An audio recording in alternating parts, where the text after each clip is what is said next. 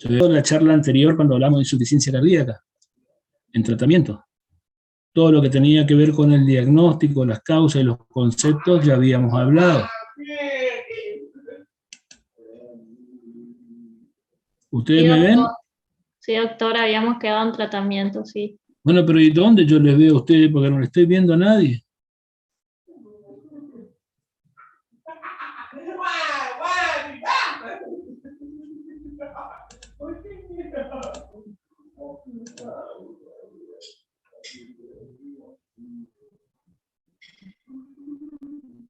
Bueno.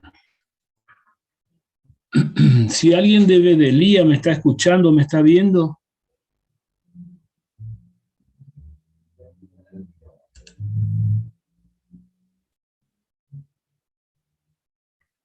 Chicos, silencio en el micro. El micrófono. Bueno. ¿Puedo comenzar entonces? Sí, doctor. Bueno, entonces vamos a comenzar.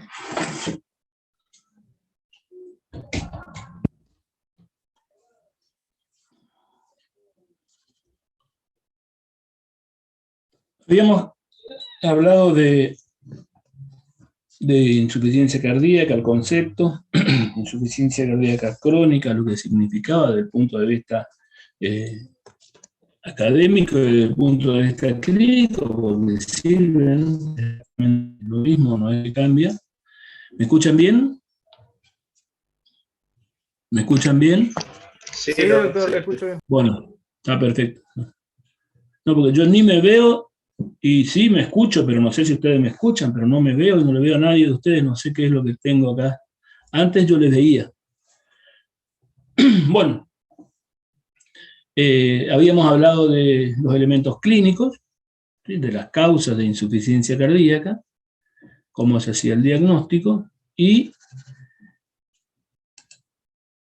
muy poco o nada habíamos hablado del tratamiento, ¿no? También habíamos dicho que había que confirmar el diagnóstico, una vez hecho el diagnóstico clínico, ¿no? Evaluar desde el punto de vista de los estudios cuáles son las causas de insuficiencia cardíaca.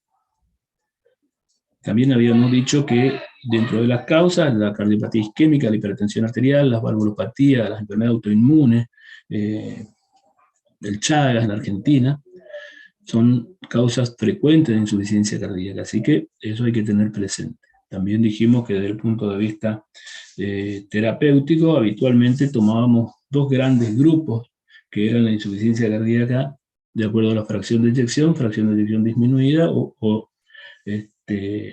deteriorada, o insuficiencia cardíaca con fracción de eyección conservada, menos de 40 y más del 50%. Entre el 40 y 50 era limítrofe, y también existía un concepto de insuficiencia cardíaca con fracción de eyección recuperada de alguna manera, ¿no?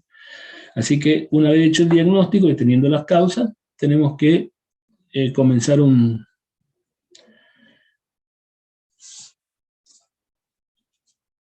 realizar un tratamiento. Y hay algunas cositas que hay que tener presentes cuando definimos el tratamiento de la insuficiencia cardíaca, o por lo menos hecho el diagnóstico, ¿no? E iniciar un tratamiento. Una de las cosas que hay que hacer, antiguamente le llamamos educación, hoy creo que también se llama lo mismo, y a su vez la insuficiencia cardíaca, todas las entidades, digamos, patológicas, cuando se va a hacer un tratamiento, tiene habitualmente dos instancias, que es el tratamiento no medicamentoso y el tratamiento medicamentoso. Ahí alguien está escribiendo, no sé qué es lo que están diciendo. Ah, están presentando, están poniendo presente. Bueno, les dejo entonces. Seguimos. Entonces, el tratamiento medicamentoso y el no medicamentoso, ¿no? Y digo esto porque es importante en todas las enfermedades que tienen un aspecto crónico, digamos, la parte no medicamentosa. Así que Y en el aspecto de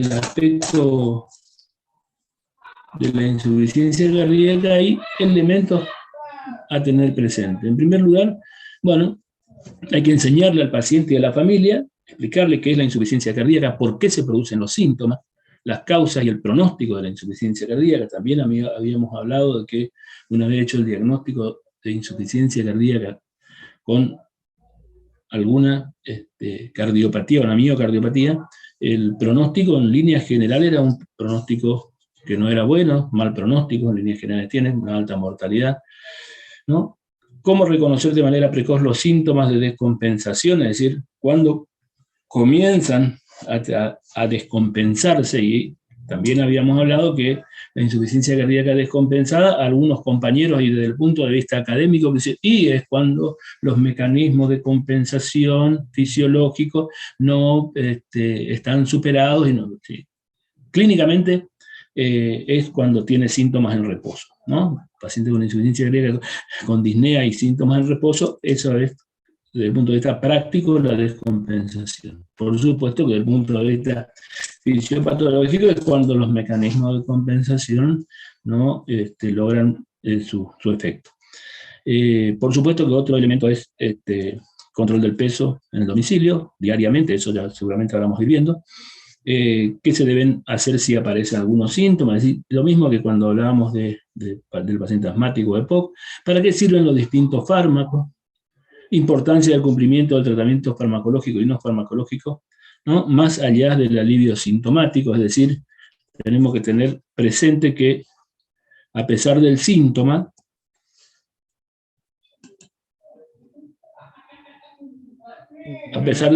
lo mismo tiene que continuar con la medicación. Bueno, respecto a la actividad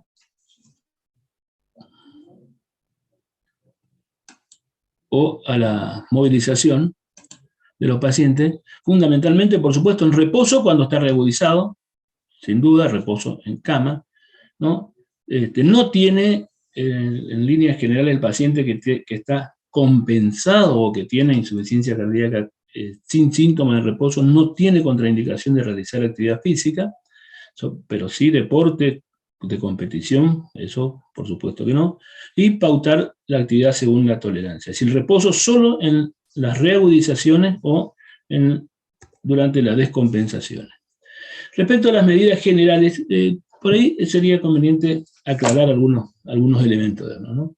Las medidas generales no farmacológicas tienen, bueno, tanta importancia como la farmacológica, y de su cumplimiento dependerá gran parte del pronóstico de la enfermedad y sobre todo la calidad de vida. Y el pronóstico, si bien en la insuficiencia cardíaca, cada vez que se reagudiza y son internados, no es que cambia mucho la sobrevida como los pacientes de POC, por ejemplo, que sí cambian la expectativa de vida y la sobrevida. En estos pacientes no mucho, pero lo mismo en la calidad de vida es la que disminuye y se hace una muy mala calidad de vida. Entonces hay que tener y aclararle bien, fíjense ustedes la adherencia terapéutica. La adherencia terapéutica, solo el 20 al 60% de los pacientes con insuficiencia cardíaca adhiere al tratamiento. Esto es importante saber porque tenemos que aclararle, y es fundamentalmente porque nosotros no les enseñamos bien que a pesar de que ellos no tengan síntomas, la alteración funcional del corazón continúa. Así que hay que aclararle bien que deben persistir. Fíjense ustedes que 20 al 60% de los pacientes con insuficiencia cardíaca adhieren al tratamiento, y esto constituye un verdadero problema, ¿no? La educación es un proceso continuo, eso tenemos que estar constantemente haciendo. Cuidado del peso, ya habíamos charlado esto antes con algunos de los grupos, debe instruirse al paciente con signos congestivos para que controlen su peso diario. Los que aumentan más de 2 kilos en 3 días deben ser instruidos para que adhieran estrictamente a la dieta y aumenten la dosis de los diuréticos. Eso es, le damos, pero además de decirle que eso deben hacer, tenemos que escribirle, porque si no las personas no entienden bien, ¿no? Es decir, aunque entiendan bien, no saben. Es decir, si aumentan más de 2 kilos en 3 días, tienen que ajustar la dieta y aumentar los diuréticos.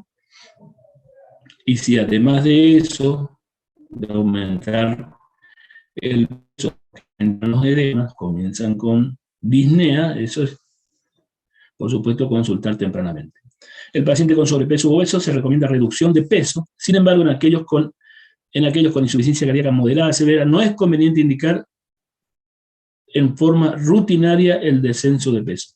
También hay que tener presente que la obesidad de por sí es un factor pronóstico, de mal pronóstico y de difícil control, digamos, de la insuficiencia cardíaca. También la desnutrición es un factor de mal pronóstico, es decir, pacientes que tienen un índice de masa corporal por debajo de 18, por debajo de 20, también suelen tener mal pronóstico. Así que tenemos que ponerle en rango de IMC normal. La ingesta de sodio, esto vale también para la hipertensión arterial, debe restringir la ingesta de sodio de la dieta, ¿no? Sobre la base de la opinión de expertos, para los pacientes con insuficiencia cardíaca sintomática deberán restringir la ingesta de sodio a menos de 3 gramos por día, menos de 3 gramos de sodio por día, y en aquellos con insuficiencia cardíaca avanzada, así en estadio D o estadio C con disnea clase funcional 3-4, a pesar del tratamiento, deben restringirse a menos de 2 gramos día. Esto, no sé si quedó claro por acá, es la ingesta de sodio, no de sal, ¿no? Porque confundimos la ingesta de sal con la ingesta de sodio. La ingesta de líquido lo mismo, la restricción rutinaria de líquido en pacientes estables con síntomas leves o moderados no parece brindar un beneficio clínico. En pacientes con insuficiencia cardíaca avanzada se recomienda restringirlo, no superando los 1.5 a 2 litros por día, ¿no? Incluidos los líquidos de los alimentos, especialmente cuando existen hiponatremia. Eso hay que tener cuidado. El alcohol, los pacientes con cardiopatía alcohólica, bueno, deben mantener una abstinencia absoluta, y las de otras causas pueden permitir un consumo de 20 gramos día, ¿no? Que reduce a la mitad en mujeres y pacientes delgados. 20 gramos de alcohol por día. Y eso habría que ponerle después la perspectiva. Vos podés consumir 20 gramos de alcohol por día. 20 gramos de alcohol por día hay que traducirle eso en whisky, en vino y en cerveza. El tabaquismo, bueno, se recomienda el cese de tabaquismo a todos los pacientes con insuficiencia cardíaca. La vacuna, bueno, los pacientes con insuficiencia cardíaca deberán recibir las vacunas antineumocócica y antigripal. La vacuna contra la influenza debe repetirse anualmente, mientras que la vacuna antineumocócica solo debe repetirse en los pacientes mayores de 65 años. Esto es lo mismo que cuando hablábamos de POC, así que, si bien esto no está en las grandes guías, es de buena práctica. Bueno, actividad física, todos los pacientes con insuficiencia cardíaca clínicamente estable, sin síntomas en reposo y sin contraindicaciones, debe indicar actividad física aeróbica regular, es decir, no competencia, sí aeróbica, ¿no? La actividad sexual, esto no hay estrictamente algo especificado en las guías, pero no es conveniente restringir la actividad sexual a los pacientes con insuficiencia cardíaca estable, ¿no? Y los inhibidores de la fosfodiesterasa, el sildenafil, tadalafil o similares, en ningún caso deben utilizarse en combinación con nitrato, sobre todo, bueno, que ustedes conocen, la terapéutica masiva que utilizan, los que reciben nitrato por alguna causa, está contraindicado. Trastorno del sueño. Los pacientes con insuficiencia cardíaca frecuentemente pueden tener apneas durante el sueño, ¿no? En ellos se recomienda el descenso de peso, si son obesos, la cesación tabáquica, la abstinencia del alcohol, ¿no? En pacientes con apnea obstructiva del sueño, tratamiento con presión positiva, ¿no? Continua en la vía aérea, ha demostrado mejorar la función ventricular. Es decir, el manejo es estrictamente y exactamente igual que los pacientes que tienen SAOS, digamos, ¿no? Viajes, los pacientes con insuficiencia cardíaca avanzada no deben evitar viajar a lugares de gran altitud. Los pacientes no deben viajar, acá esto está mal, ¿no? De gran altitud o climas extremos. Bueno, fíjense ustedes, en pacientes con insuficiencia cardíaca ha sido comunicada una prevalencia de depresión clínicamente significativa del 20%, es decir, hay que estar alerta por si presenta algún elemento depresivo desde el punto de vista clínico para el manejo cotidiano, digamos. Por este motivo se recomienda la pesquisa y eventual tratamiento adecuado con intervenciones psicológicas y farmacológicas de la depresión. Debe ponerse especial cuidado en las interacciones farmacológicas también y los efectos adversos posibles con los fármacos antidepresivos. Es decir, nosotros tenemos que pensar que hay dos grandes grupos de personas con insuficiencia cardíaca, o si uno quiere, tres grandes. De todas formas, vamos a hacer la diferenciación. El paciente de 39, 40, 42 años, todavía en etapa laboral activa, que tiene factores de riesgo, de pronto hace un infarto agudo de miocardio y queda con síntomas, queda con disnea, edemas, disnea paroxística nocturna, ortopnea, intolerancia al decúbito. Este paciente queda con una insuficiencia cardíaca aguda, posterior a su cardiopatía isquémica. Es decir, en una semana de ser una persona sana, laboralmente activa, pasa a ser un enfermo, y imagínense ustedes qué es lo que pasa en la cabeza de esas personas, ¿no? Y esos suelen ser, desde el punto de vista estadístico, son bastantes, digamos, ¿no? Porque después de los 40 años hasta los 60 pueden comenzar a tener las complicaciones o los estadios evolutivos o las reactivaciones de su enfermedad coronaria. Así que ahí comienzan, y la depresión es uno de los elementos clínicos que pueden aparecer y hay que buscarlo. Bueno, objetivo entonces del tratamiento: suprimir los síntomas. Bueno, ya hablamos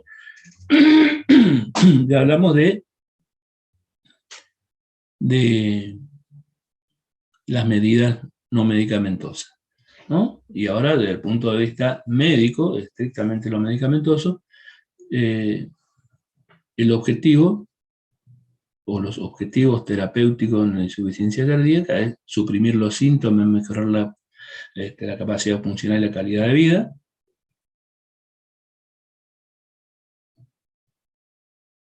prevenir la progresión del daño miocárdico o caída de la función cardíaca, prevenir las complicaciones, reducir la mortalidad, las recaídas y los reingresos hospitalarios, y reducir la mortalidad. Estos son los objetivos terapéuticos, ¿no? Por supuesto hay que hacer un diagnóstico claro, un buen diagnóstico diferencial, definir un tratamiento sintomático, tratamiento etiológico y un tratamiento de las complicaciones, sin duda. Esto es para recordar nomás qué es lo que significa insuficiencia cardíaca o presión de eyección disminuida. Habitualmente están relacionadas con las cardiomegalias, ¿sí? Y aumento de silueta cardíaca, y lo que tienen fracción de eyección, insuficiencia cardíaca con fracción de eyección aumentada, tienen más del 50%, conservada, tienen más del 50%. Es decir, tienen, desde el punto de vista del eco y la función miocárdica sistólica, está conservada. Lo que está alterado es la función de relajación fundamentalmente. Y habitualmente tienen cardiopatía hipertrófica, ¿sí? Bueno, una de las cosas que tenemos presente, bueno, es definir un esquema terapéutico y cómo están habitualmente los pacientes que tienen insuficiencia cardíaca, por más que estén sin agudizaciones, digamos que vienen con, antes de estar reagudizado o descompensado. Vienen con edema, disnea paroxística, todos tienen cierto grado de aumento de aumento del líquido corporal total, es decir, tienen edema, tienen en algún punto algo de hipervolemia, es decir, el volumen plasmático efectivo está aumentado, y por supuesto cierto grado de congestión. Si tienen esas cosas, nosotros desde el punto de vista hemodinámico, siempre nos imaginamos que en algún momento del día de esa persona, por aumento del volumen de sangre, de la cantidad de sangre que llega al corazón, aumentan las presiones, ¿no? De llenado por ejemplo, del ventrículo izquierdo. Eso va a desencadenar la intolerancia al decúbito, la disnea paroxística nocturna, la ortopnea, y es decir, todos en algún grado tienen más líquido de lo que deben tener. Entonces, inicialmente, el tratamiento del comienzo debe tener un diurético, ¿no? ¿A quiénes se le da diurético? Y además, ¿cuál es el objetivo del diurético?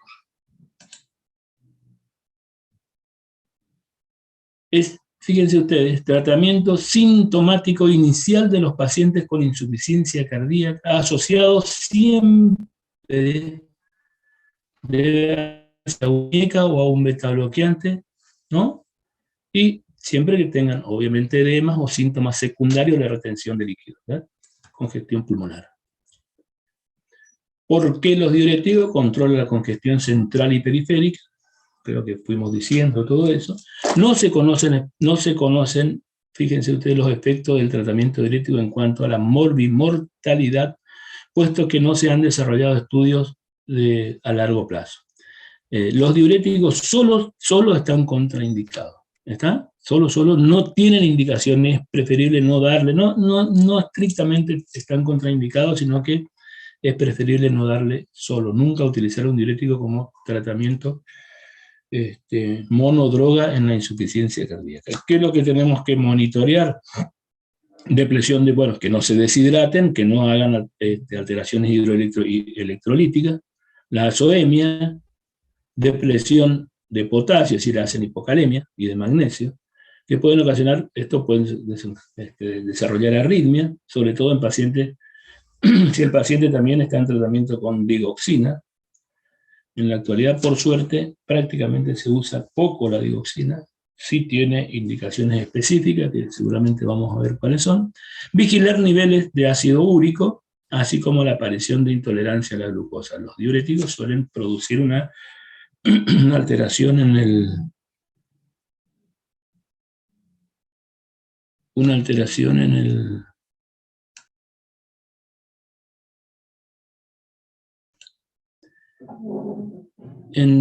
la sensibilidad de la insulina, ¿no? Bueno, ¿cómo se utiliza? Se utiliza el diurético, tiene una forma particular de utilizarse. En líneas generales se comienzan dosis alta al comienzo, ¿no? Se ajusta la dosis hasta suprimir los síntomas congestivos, es decir, la disnea, la hepatomegalia, el edema, sin provocar reducción excesiva de la presión arterial o de la función renal. Se mira a través de la creatinina en función de la diuresis y cambios diarios, de peso de 0,5 a 1 kilogramo día. No hay que bajarle mucho. Es decir, se comienza con una dosis media o alta y después se va titulando de acuerdo al tratamiento, de acuerdo a la respuesta terapéutica.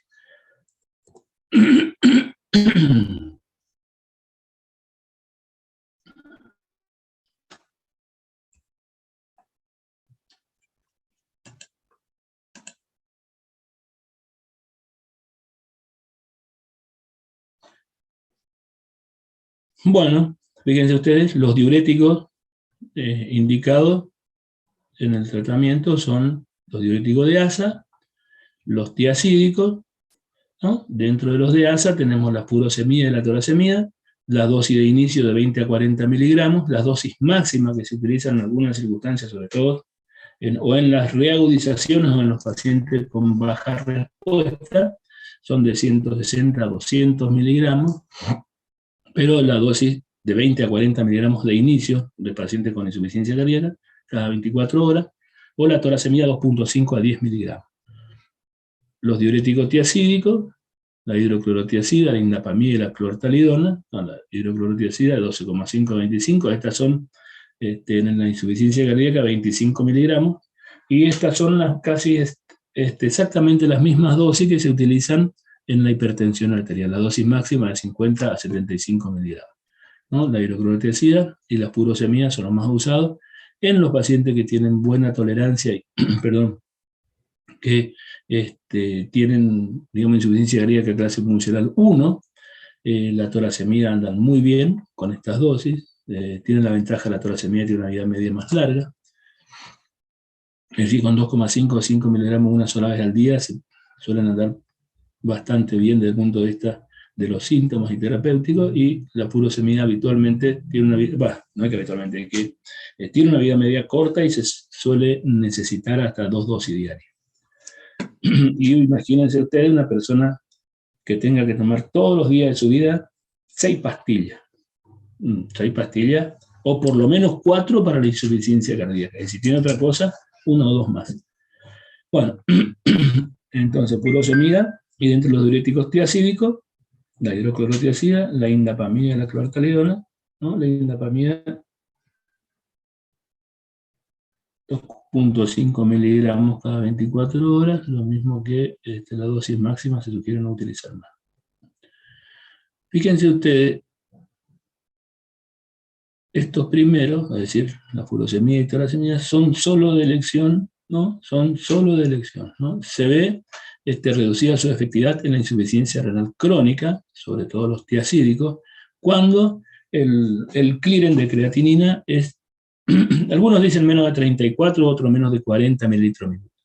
De todas formas, en los renales crónicos ya hay que tener cuidado con la indicación de un diurético tiacídico porque no tienen efecto adecuado. Es decir, en los pacientes con alteraciones renales, diurético de asa. Los que tienen, perdón, los que tienen alteraciones renales podemos indicar diurético de asa, y los tiacídicos siempre que el clearance de creatinina esté por arriba de 35 mililitros minuto.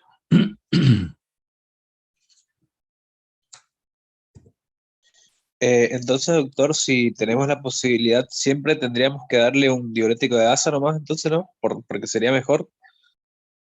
Sería mejor siempre un diurético de asa. Y sobre todo al inicio del tratamiento. Cuando vos ponés al paciente en peso seco, todo, ves la clase funcional, es decir, la fracción de eyección, y los síntomas, ¿sí? y la función renal. Si tiene un PIRE por debajo de 35, seguirá con la dosis que responda adecuadamente de furosemida, o sea, un diurético de asa.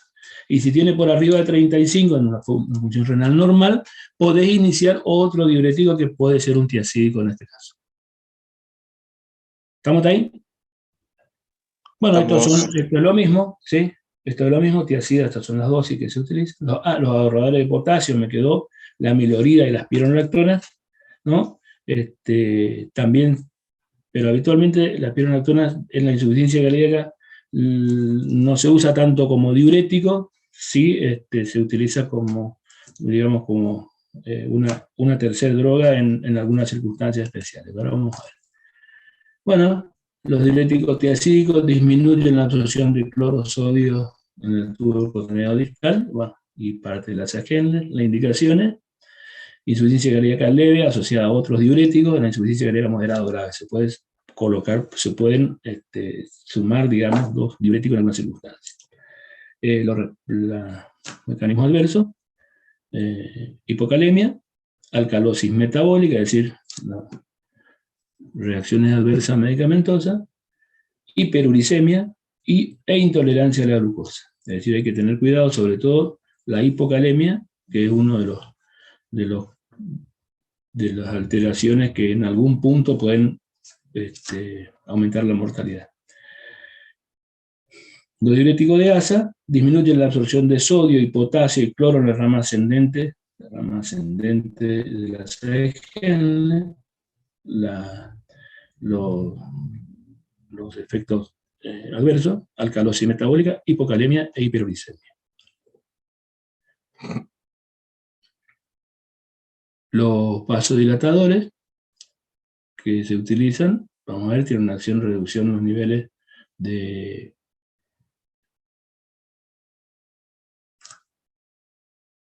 angiotensina 2, ¿no? Y aldosterona, disminuye el tono simpático, produciendo vasodilatación arterial y venosa, aumenta la formación de quinina, de quinina vasodilatadora, bueno, y esto es lo que en algún punto hace producir la tos en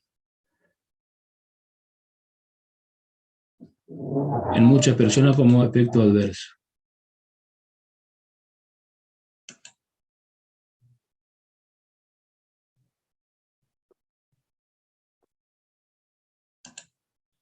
Las indicaciones en la insuficiencia cardíaca clase B y C, indicaciones, insuficiencia cardíaca clase B y C.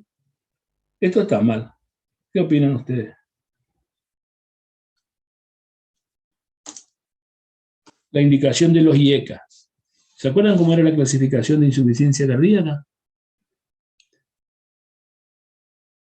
Porque si ustedes piensan que los IECA son una de las drogas más utilizadas en la actualidad para el tratamiento de la hipertensión arterial, o sea, estaría dentro en la insuficiencia cardíaca clase A también, clase A, B y C, retrasan la progresión de la enfermedad, disminuyen la mortalidad y el número de hospitalizaciones. Es decir, los IECA están indicados en cualquiera de las clases en el tratamiento de cualquiera de las clases de insuficiencia cardíaca, salvo que tengan efectos adversos. Contraindicados, bueno, los que tienen angioedema, los que tienen estenosis bilateral de la arteria renal,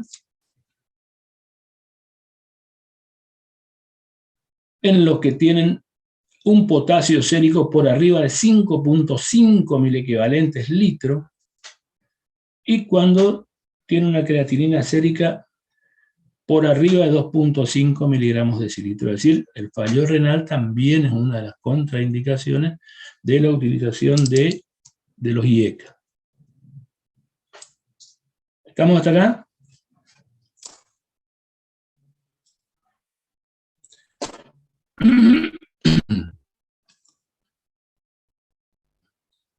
Bueno, fíjense ustedes que en algunas circunstancias, bueno, los pacientes que están hipertensos, los que tienen infarto siempre tienen que tener, ¿no? Aunque no tengan síntomas de insuficiencia cardíaca, ¿no? Para evitar el remodelado. Y la disfunción ventricular asintomática, es decir, fracción de eyección por arriba, menor de 35%. Las drogas de los IECA son enalapril, captopril, lisinopril, ramipril y benacepril. Todos estos hay en la Argentina. El único que no tenemos en la actualidad es el captopril, ¿sí? Pero todo el resto se utiliza. El captopril es muy utilizado en casi toda Sudamérica, salvo en Argentina.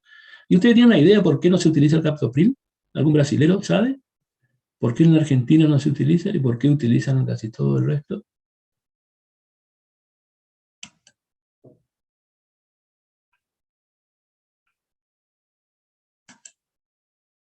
Bueno, lo que pasa es que el captopril, bueno, es una de las primeras IECA y es el más barato. Nosotros somos repiolas, entonces utilizamos los más caros. Bueno, la dosis son en el april de 2.5 a 40 miligramos día, y esto es distinto de la utilización del diurético al comenzar el tratamiento en la insuficiencia cardíaca. El diurético comenzamos con 40 o 60 miligramos día, de acuerdo al edema y cómo queremos disminuir la cantidad de líquido, y después vamos bajando a una dosis menor cuando se va estabilizando. Y en el april es decir, los IECA se comienza con dosis muy bajas, mucho más bajas, y se van aumentando de acuerdo a cómo van mejorando la parte clínica. ¿Estoy siendo claro hasta acá? ¿Nadie me escucha o nadie me...? ¿Se escucha bien? Bueno, ¿estoy siendo claro hasta acá? Se escucha bien y se entiende. Bueno, se entiende, bueno, gracias por responder. Bueno, la respuesta adversa, medicamentosa adversa, puede ser la hipotensión, la tos seca, la hipercalemia, ¿no? Y en algunas circunstancias la peoría de la función renal. Contraindicado en los que tienen edema angioneurótico, en el embarazo está contraindicado, en la estenosis bilateral de la arteria renal o, obviamente, si tiene un solo riñón, la estenosis unilateral en riñón único. Los antagonistas de la receptora de angiotensina. Bueno, la indicación varía según cuál sea el objetivo del beneficio perseguido, sea reducción de las interacciones, o reducción de las internaciones, o el riesgo de muerte cardiovascular. Las indicaciones de utilizar los ARA2 en la insuficiencia cardíaca con fracción de eyección disminuida son las siguientes. Paciente con insuficiencia cardíaca con fracción de eyección disminuida, leve a grave, es decir, clase funcional 1 a 4, con intolerancia a los IECA. ¿Quedó claro hasta ahí? Es decir, esto es lo que está indicado. Por ahí a veces algunas circunstancias se utilizan, pero la idea es que los IECA son los primeros que tenemos que utilizar. Si no tienen buena tolerancia, tienen efectos adversos o tienen contraindicaciones, por supuesto que tiene indicado un AT2. La indicación de uso conjuntamente con IECA en pacientes con insuficiencia cardíaca y fracción de eyección reducida que persisten sintomáticos a pesar del tratamiento con dosis óptima de IECA y beta bloqueante.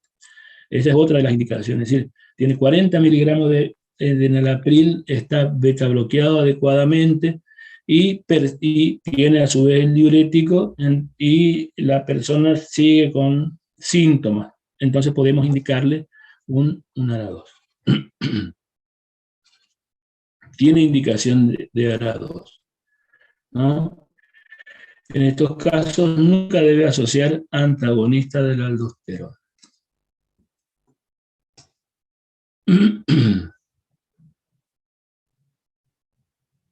Bueno, producen una mejoría clínica y hemodinámica similar a los PRIL, es decir, a la PRIL, a todo el resto. Tienen mejor tolerancia, esto es importante desde el punto de vista de los efectos adversos, no producen tos y comparten el resto de las reacciones adversas y contraindicaciones.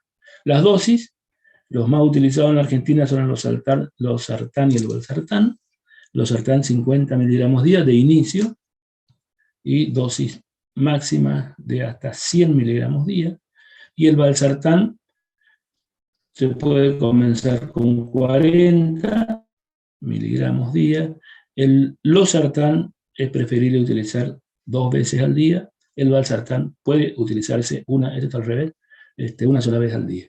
Las dosis son de 40 a 320 miligramos día de valsartán y losartán de 50 a 100 miligramos día. Bueno, los antagonistas de la aldosterona, los que se utilizan en la actualidad son espironolactona o esplerenona.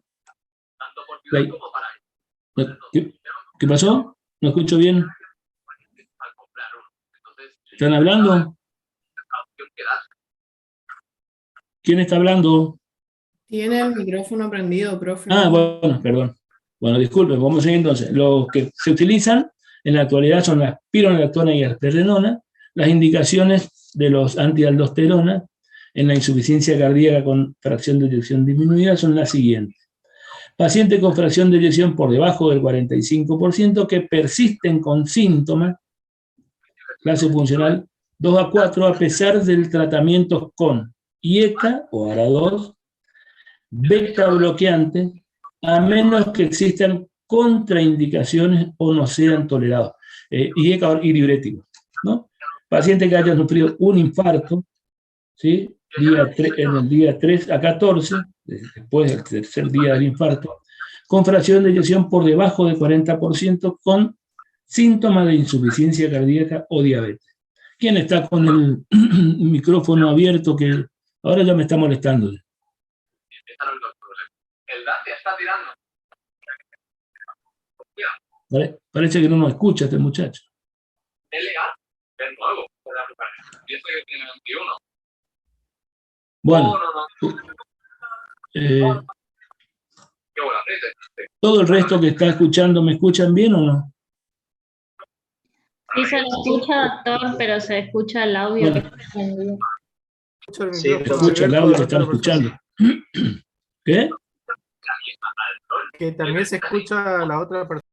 Que no era más alto que un Peugeot 106, aunque era un 4x4, y que encima llevaba unas ruedas absolutamente grandes que no eran legales como las de un Land Cruiser para hacer el Dakar. Así que Bueno, ¿cómo podemos hacer para que se calle este muchacho? nada más llegar a comprarla, Víctor, ¿puedes apagar tu micrófono? había que desmontarla, y además yo cambié el embrague, que era muy barato. Profe, ¿lo podés mutear? Creo que el que está encargado del aula puedes mutear. ¿Puedo borrarle?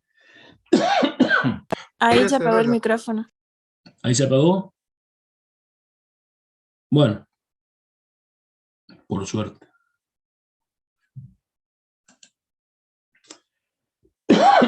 Bueno, seguimos.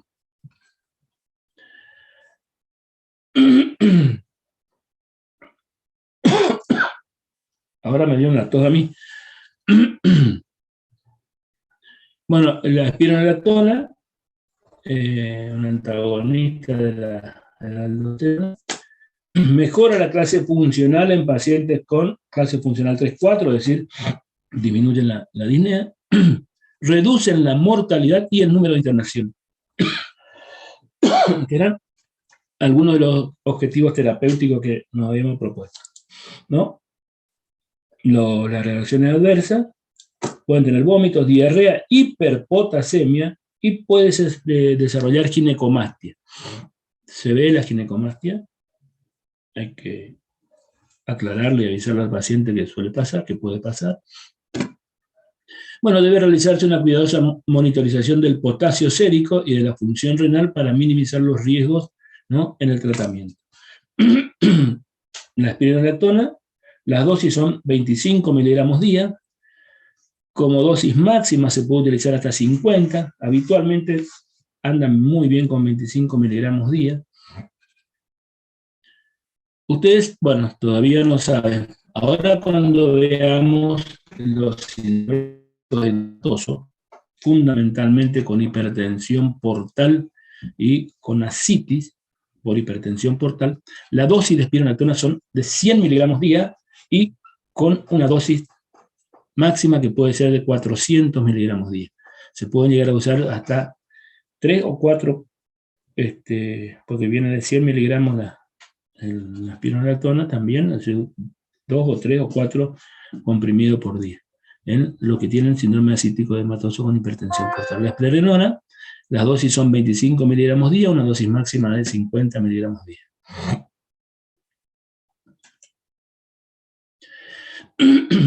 Los beta bloqueantes, ¿no? La acción es un antagonista, digamos, son antianginosos, antiarrítmicos, estos serían los efectos antianginosos, antiarrítmicos, ¿no?, antihipertensivos, aumentan el volumen minuto y la tolerancia al ejercicio, disminuye el número de internaciones y de la mortalidad.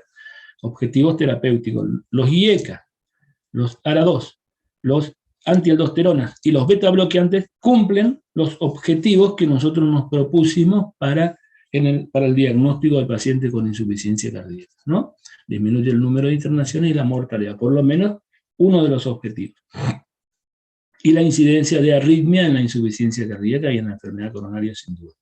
Las indicaciones: insuficiencia cardíaca clase BC, se recomienda iniciar con dosis bajas, esto es lo mismo que los IECA, dosis bajas, y se incrementa la dosis cada 2 semanas. Esto es distinto, los IECA podemos aumentar la dosis cada 48 o 72 horas.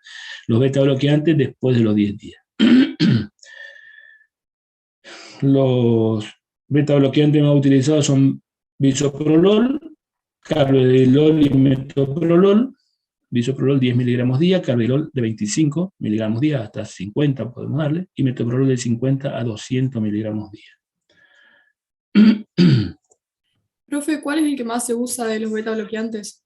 de los beta bloqueantes para la insuficiencia cardíaca, el carvedilol. En la Argentina, el carvedilol todavía.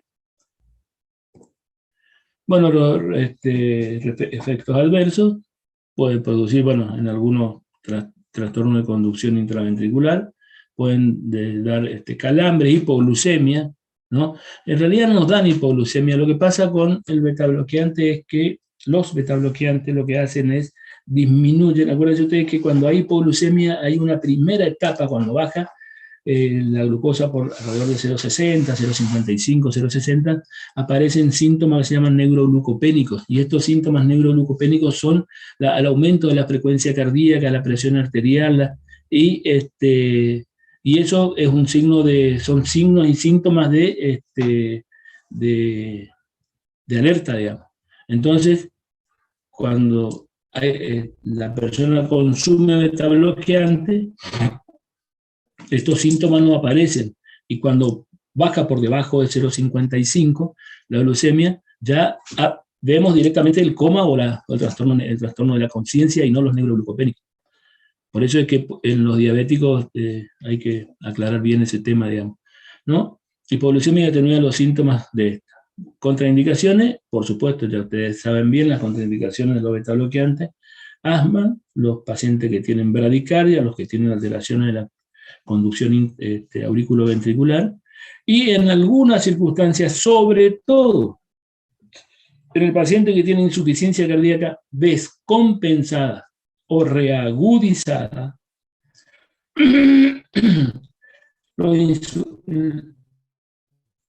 los beta bloqueantes suelen empeorar los síntomas, fíjense ustedes, y eso tiene una explicación funcional que en algún punto seguramente vamos a charlar. Bueno, algunos pacientes suelen tener resistencia a los diuréticos. Las causas son depresión del volumen intravascular, es decir, cuando están hipovolémicos. Cuando se consume aspirina o los AINE, cualquier AINE, pero la aspirina, que es el más, acuérdense ustedes que la mayor causa de insuficiencia cardíaca son la cardiopatía isquémica. La cardiopatía isquémica, para prevención secundaria de los eventos agudos, es la aspirina. Entonces hay que tener cuidado sobre el efecto de los diuréticos cuando se consume junto con aspirina. Una secreción tubular disminuida, insuficiencia renal y AINE agregado, disminución del flujo renal, disminución de la absorción cuando tienen edema, digamos, con un Godet 4 cruces, que una vez tiene un edema generalizado. También está edematizado todo lo que tiene que ver con las paredes del intestino. Entonces, funcionalmente las paredes del intestino también no absorben adecuadamente los diuréticos, sobre todo los diuréticos cuando se le da por vía oral, ¿no? Y por supuesto que otro de los efectos que por ahí no es estrictamente resistencia, es cuando no adhieren al tratamiento.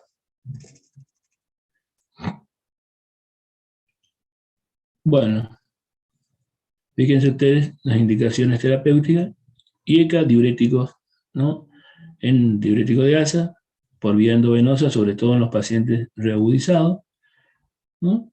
Tienen acción directamente vasodilatadora y luego acción diurética. Eso es, sobre todo, en los que están reagudizados, los diuréticos,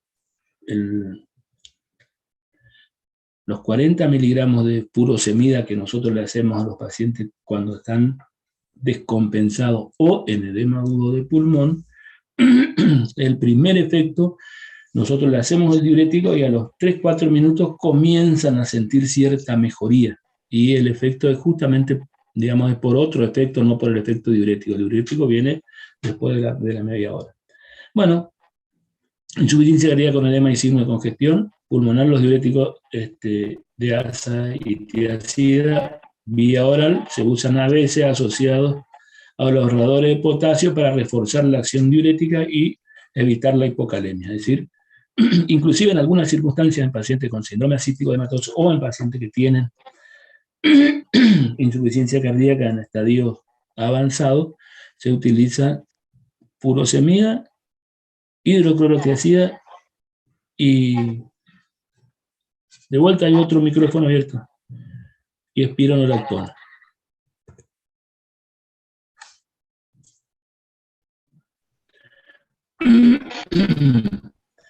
Bueno, los inhibidores de los receptores de angiotensina.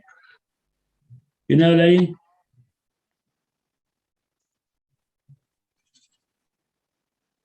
Bueno. Bueno, fíjense ustedes que ahora hay un grupo. ¡Hola! Es el doctor Honorat que está conectado a la clase y tiene el micrófono prendido. ¿Se escucha bien? Sí, profe, se escucha bien. Bueno, seguimos. El sistema de péptido natriurético nos contrarresta los efectos deleterios de la angiotensina 2 y de la angiotensina, ¿no? Y de la aldosterona, perdón, al provocar natriuresis y diuresis e inducir vasodilatación e inhibir la hipertrofia celular y la fibrosis miocárdica, bueno, entre otros efectos beneficiosos, ¿no? Bueno, pero a medida, fíjense ustedes, que la enfermedad avanza, si bien los niveles de péptidos aumentan, los efectos favorables de estas hormonas quedan neutralizados, ¿no? En parte por una regulación en menos de los receptores, disminuyen los receptores, ¿no? Pero también hay una degradación de dichos factores por una enzima denominada la neprilicina o endopeptidasa neutra. Este es, fíjense, un efecto nuevo de los últimos 4 o 5 años que se descubrió, digamos, qué es lo que pasa, por qué responden menos al tratamiento los pacientes con insuficiencia cardíaca avanzada. Esto explica el estado de resistencia relativa, ¿no?, al péptido natriurético, ¿no? En este concepto, esto último, asociado a una mayor activación del sistema renina-angiotensina-aldosterona, favorece el desequilibrio neurohormonal. Esto es lo que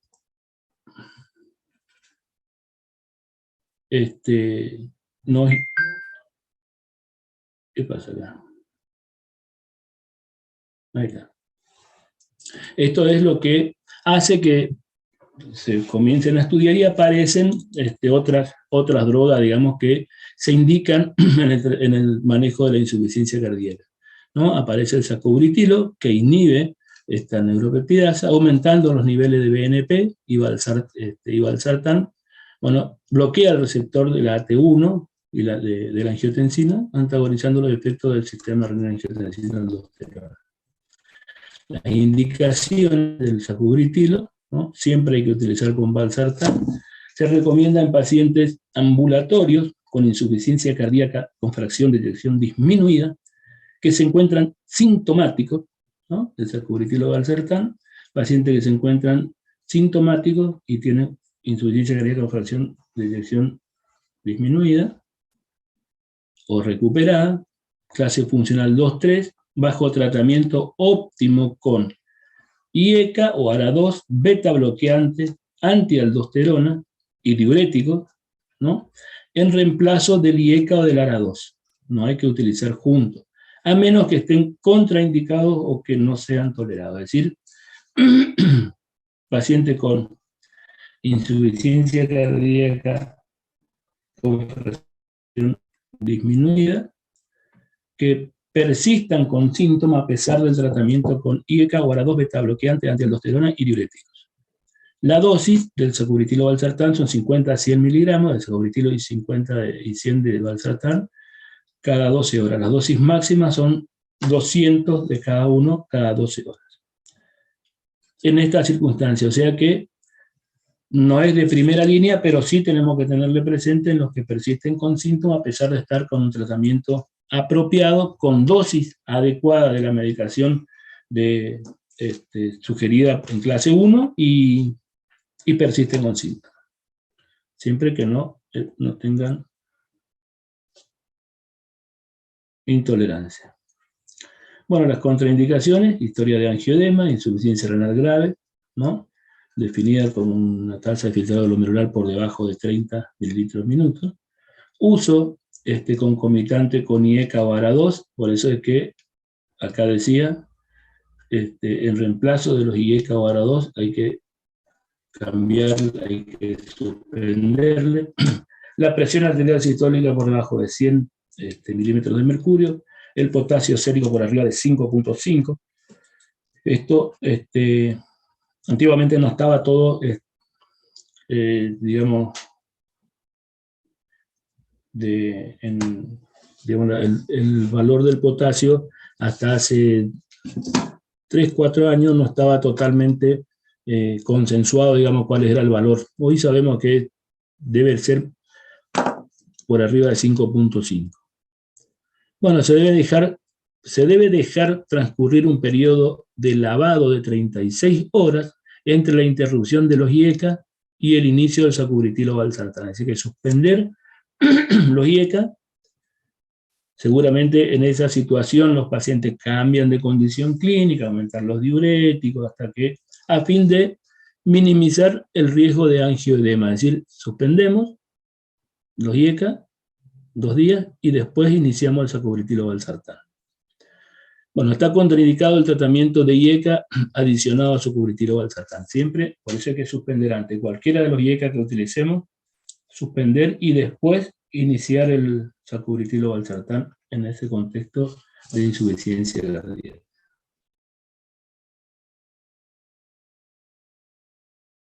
Bueno, acá está visto todo esto. Esto es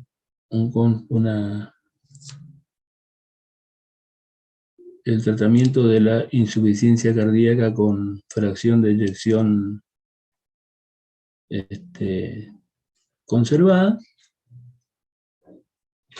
Disfunción ventricular izquierda asintomática, fase preclínica, siempre que se documente la fracción de eyección inferior a 35 a 40, está indicado tratamiento con IECA, esta es una indicación, insuficiencia cardíaca leve, clase funcional 2 de la New York.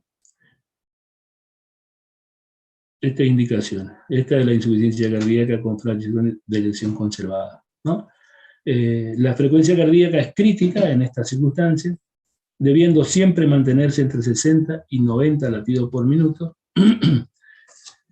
Bueno, no solo la frecuencia cardíaca, sino que el ritmo sinusal es muy importante en los pacientes que tienen insuficiencia cardíaca con fracción de eyección conservada. Bueno, los calcio antagonistas que prolonguen la diástole tipo verapamilo o diltiazem o digoxina, el verapamilo o el diltiazem sí, la digoxina siempre que tenga fibrilación auricular. Hay que intentar mantener el ritmo sinusal, o si no lo tiene, en lo que tiene fibrilación auricular, tratar de revertir el ritmo sinusal. Mantener la precarga, no abusar de los diuréticos, es decir, se pueden utilizar diuréticos, pero si disminuimos la cantidad de líquido, disminuye la precarga. Y si disminuye la precarga, empeora la clínica de estos pacientes con insuficiencia cardíaca en fracción de eyección conservada. El uso digital queda restringido a los casos de difícil control de la respuesta ventricular. No existe evidencia del efecto beneficioso de los IECA, ¿no? Reduce la hipertrofia ventricular, sí. Pero en estos pacientes, si tienen hipertensión arterial, tienen que ser medicados. Y tienen que ser medicados como nosotros conocemos.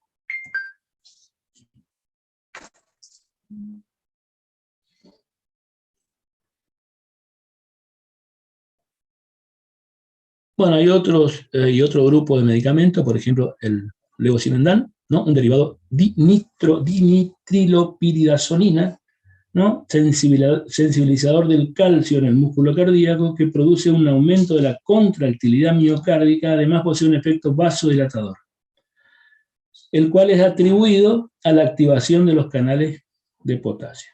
No aumenta la demanda miocárdica de oxígeno, es decir, esto vendría a ser como un inotrópico, digamos, ¿sí? Y mejora la contractilidad, produce un aumento de la contractilidad miocárdica sin aumentar la demanda miocárdica de oxígeno.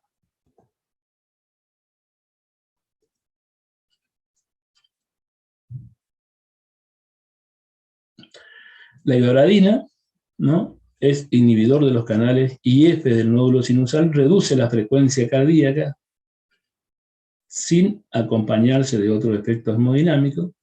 Bueno, se encuentra indicada en en paciente con insuficiencia cardíaca con fracción de eyección reducida y ritmo sinusal. Hola. Mandar mensagem.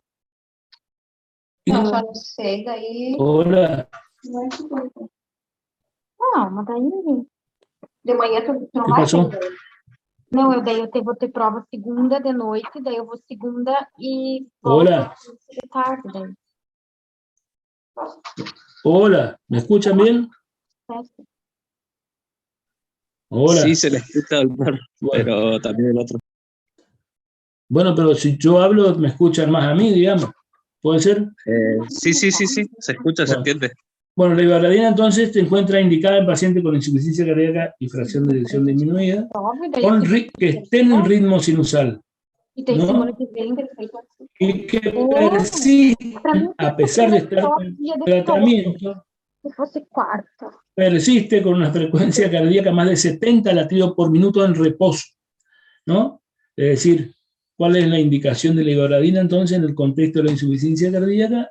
Es insuficiencia cardíaca con fracción de eyección reducida y ritmo sinusal que persisten con una frecuencia cardíaca por arriba de 70 latidos por minuto en reposo y están con tratamiento óptimo, ¿sí? Las dosis deben ser de 5 a 7.5 miligramos 2 veces por día, y los efectos adversos son fundamentalmente gastrointestinales, náuseas, vómitos, pueden tener alteraciones visuales, visión borrosa, fosfeno, algunos tienen trastornos psiquiátricos y bradicardia es otro de los efectos adversos. La digoxina, en el contexto de la insuficiencia cardíaca, se recomienda el uso de digoxina en insuficiencia cardíaca con fracción de eyección reducida en pacientes con fibrilación auricular, ¿no? Con fibrilación auricular y, bueno, fracción de eyección elevada, a pesar del tratamiento con beta bloqueante o cuando estos no son tolerados, así como para manejar la frecuencia cardíaca.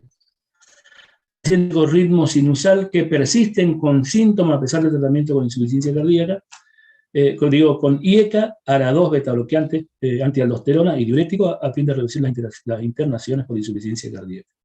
La dosis y titulación, esto es algo que siempre suele salir en los exámenes también, ¿no? La dosis habitual, la digoxina por vía oral, es 0,125 a 0,25 miligramos día con función de renal normal. En los pacientes gerontes se debe ajustar según el clearance de creatinina y puede variar de 0,0625 a 0,125 miligramos día. De ser posible detenerse estricto control de la digoxinemia, ya que los valores mayores a 1 nanogramos mililitro, sobre todo en gerontes y mujeres, ¿no? Pacientes con menor masa muscular y alteración de la función renal, aumentan el riesgo de mortalidad, ¿no? Deben mantenerse en un rango de 0,5 a 0,9 nanogramos mililitros en estos pacientes. Esto es importante sobre todo porque acuérdense que esto durante la hipocalemia se suele asociar a otra medicación. Las contraindicaciones, bueno, bloqueo de segundo o tercer grado, sin marcapasos permanentes, síndrome de preexcitación, evidencia previa de intolerancia a la digoxina y dentro de los efectos adversos, bloqueo sinoauricular, bloqueo auriculoventricular, arritmia auriculares y ventricular, especialmente en la presencia de hipocalemia, es decir, hay que tener cuidado con el valor del potasio. Las estatinas se indican habitualmente en pacientes con insuficiencia cardíaca causada por enfermedad coronaria, donde no se demostraron reducir la mortalidad, pero sí las hospitalizaciones por causas cardiovasculares. Sin embargo, no están indicadas en pacientes con insuficiencia cardíaca de etiología no isquémica. Es decir, las estatinas, en el contexto de la cardiopatía isquémica, sí tiene indicación consensuada, ¿no? Los ácidos grasos omega 3, bueno, beneficio de la utilización de ácido graso omega 3 en dosis de 1 gramo día en pacientes con insuficiencia cardíaca con fracción de eyección reducida leve o grave, se han visto en algunas circunstancias. Bueno, después la amiodarona y el tratamiento antitrombótico en realidad, el tratamiento antitrombótico, si tienen arritmia, lo mismo que la amiodarona, pero para la insuficiencia cardíaca no forma parte del tratamiento de insuficiencia cardíaca, sino que algunas comorbilidades que pueda tener el paciente. Otros tratamientos, cardiodefibrilador implantable, ¿no? Un porcentaje de las muertes en pacientes con insuficiencia cardíaca, en especial en aquellos menos sintomáticos, ocurre de forma súbita por arritmias ventriculares, bradiarritmias y asistolia, y el cardiodefibrilador implantable es eficaz para tratar estas anormalidades, es decir, para evitar o para disminuir las muertes, sobre todo las muertes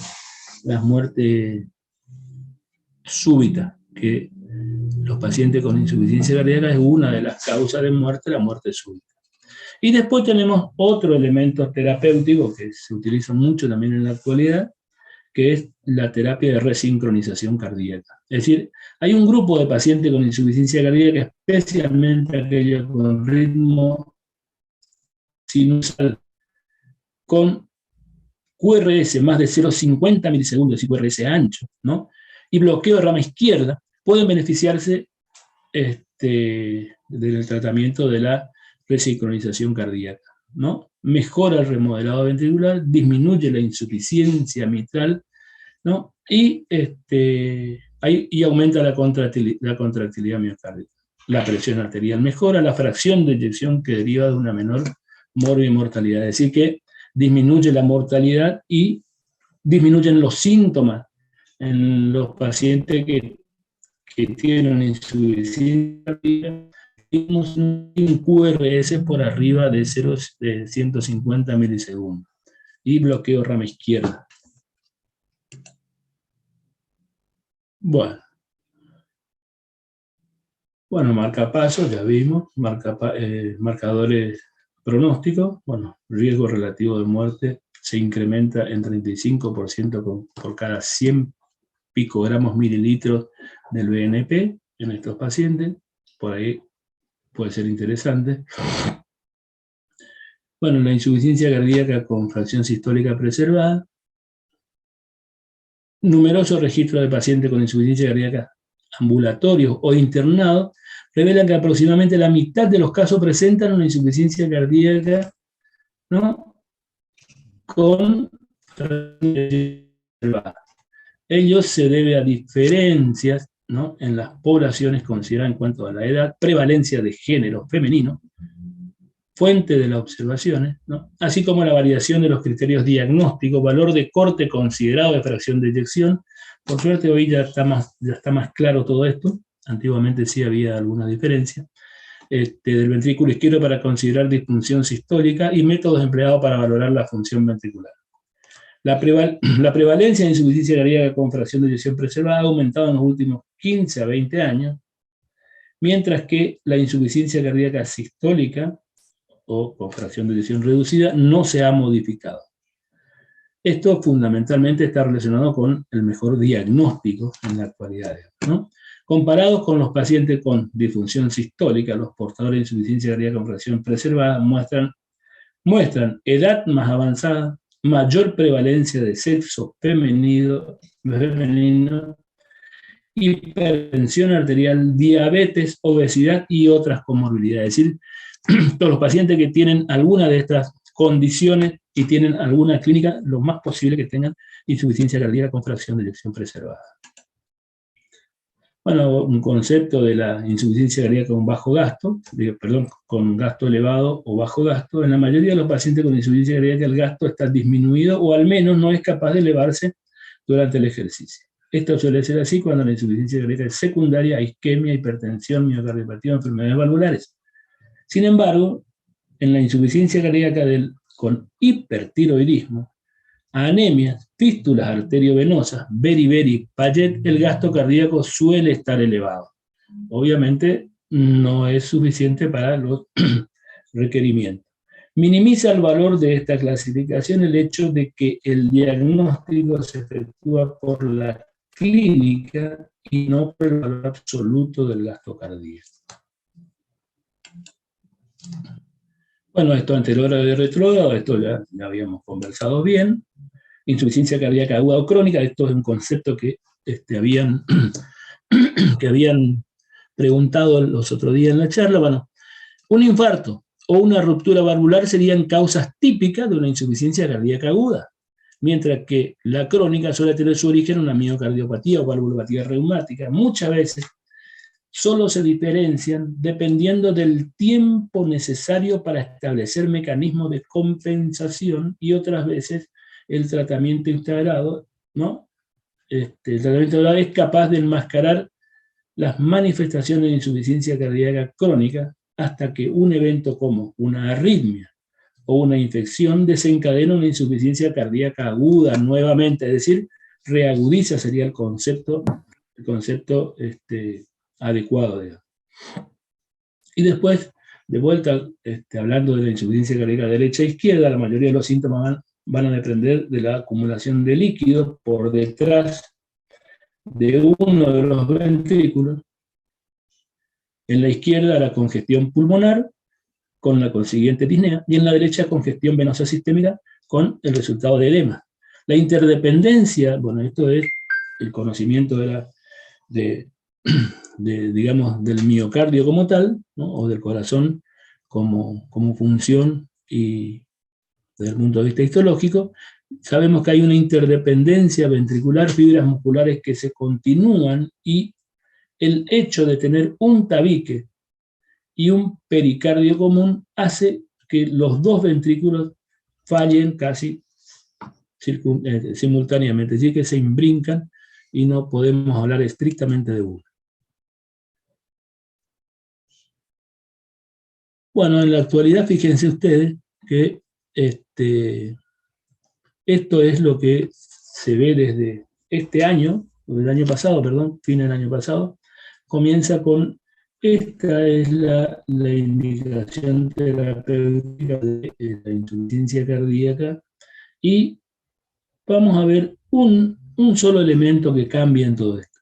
En cada etapa tiene un objetivo modificar los factores de riesgo. En la etapa A, que sería el estadio A y B fundamentalmente, ¿no? Para disminuir el riesgo de las cardiopatías estructurales y prevenir el inicio de la clínica de insuficiencia cardíaca, ¿no? Y reducir los síntomas y la mortalidad, mortalidad y morbilidad en el estadio C y D, ¿no? Estadio C con cardiopatía y clínica, y estadio D es el que tiene, además, persiste con síntomas en reposo a pesar de estar con un tratamiento adecuado. Bueno, los estadios de insuficiencia cardíaca fueron revisados para enfatizar una nueva terminología en riesgo para el estadio A, ¿no? Y preinsuficiencia cardíaca para el estadio B. Es decir, el estadio A sería el riesgo y preinsuficiencia cardíaca el estadio B y C.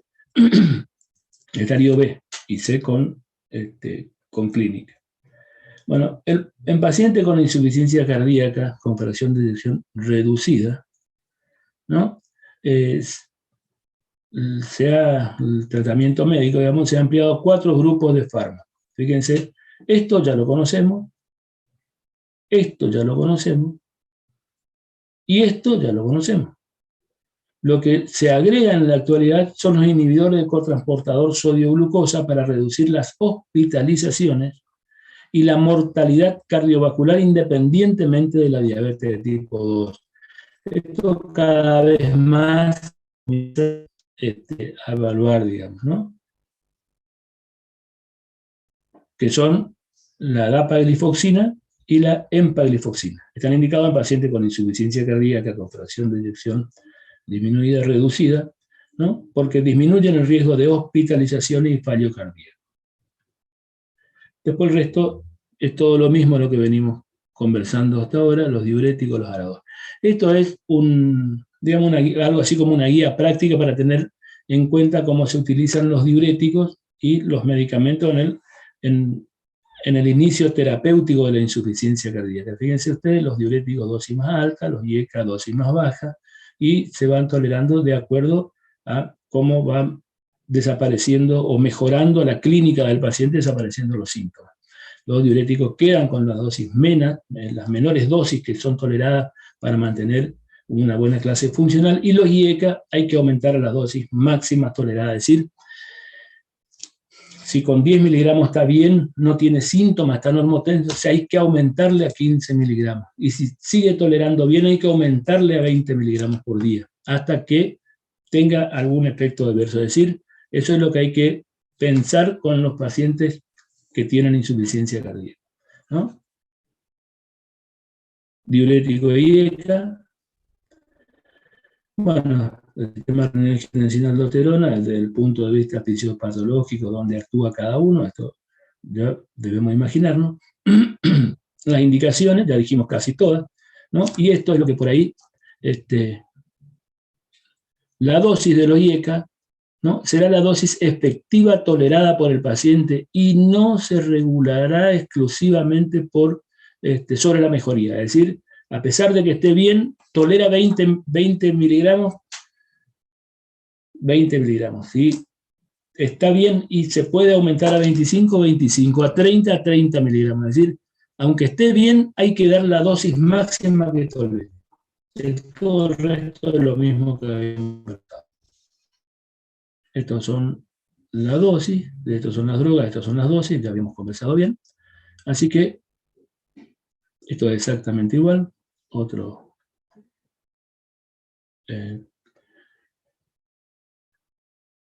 sugerencia práctica para la utilización. Así que vamos a cambiar.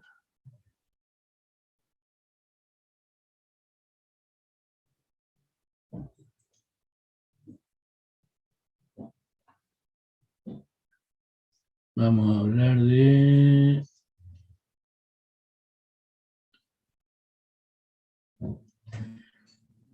Esto todo ya habíamos conversado, así que acá vamos a terminar la charla de hoy. ¿Ustedes me están viendo? Sí, doctor. Sí, profe. ¿Me escuchan bien? Bueno, ¿queda algo de duda en todo esto? Podemos conversar ahora.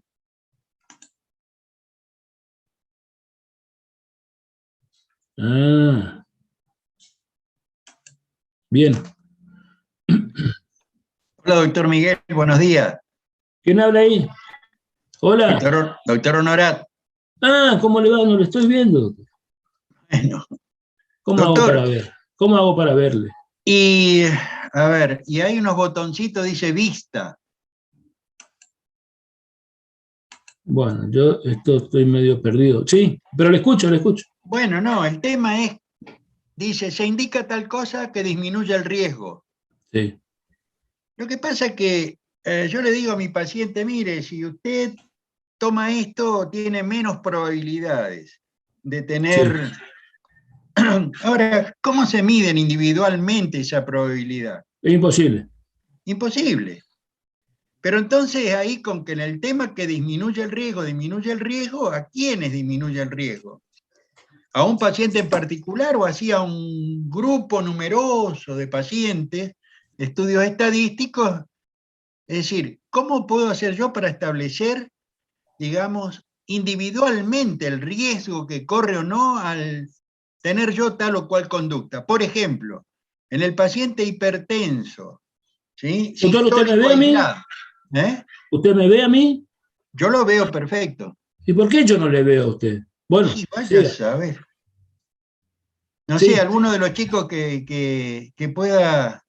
A ver, yo voy a tratar de cambiar mi vista, dice...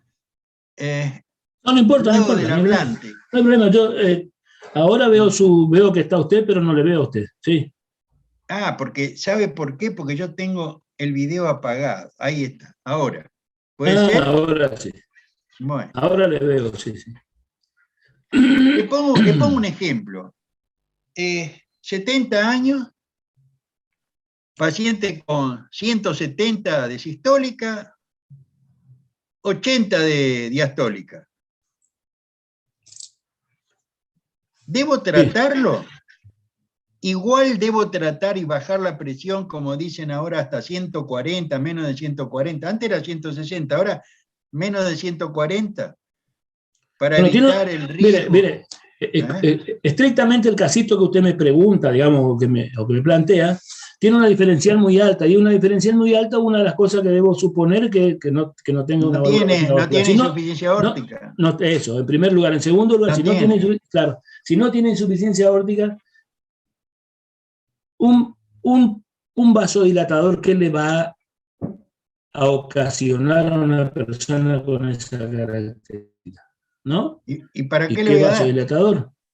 A ver, ¿No? la pregunta es, Bueno, ¿da lo ¿para qué mismo? le voy a dar? El riesgo está dado exclusivamente por la hipertensión sistólica, ¿no? En este caso, por la hipertensión sistólica. Mi objetivo debería ser manejar la presión, bajar la presión sistólica. ¿Cuál es mi objetivo terapéutico? No dice bajar a 120. No, Pero yo 160 decían antes. Pero yo bajando 20 miligramos de esa cifra, con 150 o 160 como presión sistólica máxima objetiva, yo creo que el paciente le disminuye la mortalidad individualmente. Disminuyo no solo la mortalidad, sino que además las complicaciones. Ahora, yo le pregunto, si el tipo llegó a los 70 años, no tiene fondo de ojo, no tiene retinopatía hipertensiva, sí, el colesterol está normal, sí, no tiene antecedentes de muerte familiar por enfermedad cardiovascular, no es diabético, camina a la plaza todas las tardes y da 10 vueltas a la plaza. Sí. Yo le bajo 20 milímetros de mercurio y ese tipo está débil, no, tiene que tomar la pastita. Convirtió un sano en un enfermo, Doc. No es lo mismo si tiene otros factores de riesgo. Sí. Si no hizo placas de ateroma a los 70 años, ¿por qué no consideramos que eso es? Y las arterias están un poquito duritas, y es la hipertensión del anciano, del tipo que tiene 70 años. Sí. ¿Y por nosotros, ¿por qué tengo que generar un gasto, una incomodidad y transformar un individuo sano en un paciente enfermo que tiene que sentirse enfermo porque tengo que tomar medicación, porque el doctor me dijo y tengo que controlar? A mí me parece que esto de tratar, porque las guías dicen, sin individualizar los otros factores de riesgo que tiene un paciente, me parece que no es adecuado. Es decir, no es lo mismo un paciente que es obeso, que tiene antecedentes diabéticos, que ya tiene una retinopatía, es decir, el riesgo es diferente, depende de otras cosas también, ¿verdad? Me parece, ¿no? Entonces, le comento, hace 60 años, o casi 60, yo estudiaba medicina y me enseñaron de que la presión arterial se consideraba normal que aumentase 10 milímetros de mercurio cada 10 años. Pero doctor, doctor, ¿usted quiere que yo le comente algo? Bueno, yo le digo lo que se consideraba. Pero mire, a mí eso me enseñó un tal doctor Honorat en la UNE. Yo me acuerdo en el 84. Bueno, y la otra cosa lo escuché, usted dijo, por suerte no se usa más digitalico. Entonces mi pregunta es, ¿por qué durante años exactamente se usó la digital en la insuficiencia cardíaca? Y actualmente no. ¿Usted quiere que yo le cuente una historia? Le voy a contar una historia. Mire, yo estaba solo en Esquina Corrientes, estuve durante 3 meses solo en Esquina Corrientes, pero solo yo y mi alma en el hospital de Esquina Corrientes. El que conoce Esquina sabía que en 1986 el hospital estaba a 10 cuadras de la ciudad y estaba en el... Entonces me dejaron solo. Yo de cardiología ya en esa época sabía un poco. No digo sabía mucho, pero para mi posición de estudiante sabía algo de cardiología. Entonces aparece un día un señor del medio del campo, era un edema caminando, digamos, ¿no? Edema Godet 4 con disnea. Él tenía una insuficiencia cardíaca sin tratamiento, sin ningún tipo de tratamiento. Entonces yo sabía que el diurético, la furosemida, todo, a los 5 o 6 días el señor estaba casi, en 6 o 7 días estaban casi en peso seco, sin falta de aire, caminaba, estaba perfecto. Comencé con la digoxina, estaba dosis adecuada, todo bien. el 9º día estaba por irse de alta, todo, pero la familia estaba contenta, todo el mundo bien, todo el mundo estaba feliz, todo contento. Yo también dije, soy un genio. Cuando mejor no tenía electro, por supuesto, le controlaba la frecuencia cardíaca, todo nada más, y de pronto al otro día se iba a ir de alta, y no se fue el día anterior porque no vinieron a buscarle. El hijo dormía con él en la cama, en la sala de internación del hospital, y se murió. Cuando estaba mejor de todo, se murió. ¿Por qué se pudo haber muerto ahí? De eso yo lo estudié después, me imaginé después, no en ese momento. ¿Cómo cuando mejor estaba se muere? ¿Una arritmia? Yo calculo que por la furosemia le hice una hipocalemia y con la digoxina hizo todo el resto que había pasado, digamos, que se había muerto por un evento arrítmico. Pero entonces usted me va a decir, ¿y por qué utilizó la digital? Y porque en ese momento el tratamiento era digital y diurético. Por eso se morían muchos. Después nos enteramos de que se morían muchos. ¿Y por qué se morían? Y bueno, yo calculo que justamente por esa interacción medicamentosa. ¿Cómo? Por esa interacción, el diurético en los pacientes producen hipocalemia. Y si por ahí no teníamos en cuenta la función renal que hoy conocemos, no tenemos en cuenta los clearance de creatinina que conocemos bien, en esa época no se hablaba de todo esto. Usted me dice, sí, se usó durante mucho tiempo, cierto, se usó durante mucho tiempo, pero también debemos reconocer que hoy conocemos un poco más. Sí, pero la primera causa de mortalidad en el mundo dicen que sigue siendo las causas cardiovasculares, doctor. Sí. ¿O no? Sí. ¿Y entonces dónde está el progreso? Sí. Es decir, ¿el progreso sabe dónde está? Hay progreso, no está justamente... pero escuche, no está justamente...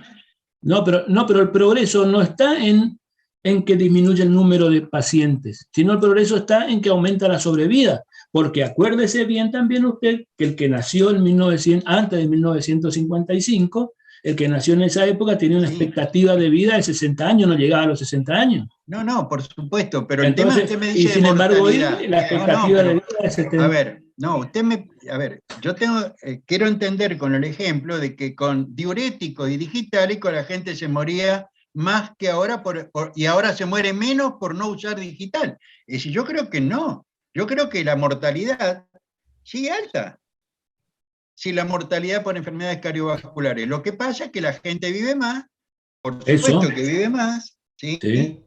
Pero se sigue muriendo de causa teóricamente, o no sé, a menos que la estadística, si los médicos llenemos mal los certificados de función y todo el mundo, la causa de muerte es paro cardiorrespiratorio. Entonces, la mortalidad es causa cardíaca. No sé.